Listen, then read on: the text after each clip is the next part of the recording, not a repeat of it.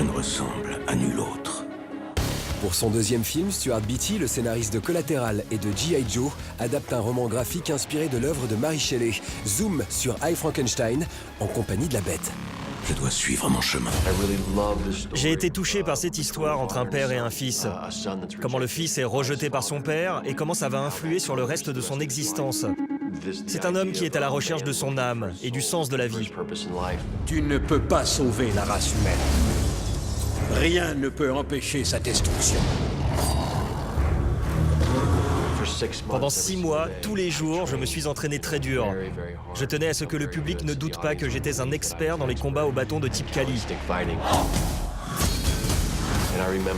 Et je me souviens qu'une nuit, alors qu'on tournait, je ne sais plus qui a commis une erreur, si c'est moi ou mon adversaire, mais le bâton a frappé ma nuque.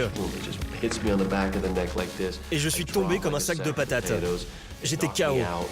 Tu as une force, une rapidité et une endurance bien supérieures à celle de n'importe quel humain. Quand on est jeune, on se sent rabaissé et moche et rejeté.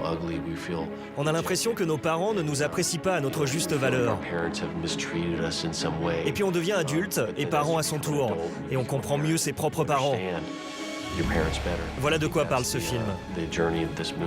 Tout s'achève ce soir. I, Frankenstein, c'est le mythe de Prométhée expliqué aux nouvelles générations. Un teenage movie furibar qui crache le feu et le métal entre deux saltos arrière. Pas sûr que Mary Shelley y reconnaisse sa créature. Aaron Eckhart assure toutefois la filiation en faisant de ce Frankenstein 2.0 un type solitaire à la recherche de ses origines. Dieu va te damner. Il l'a déjà fait.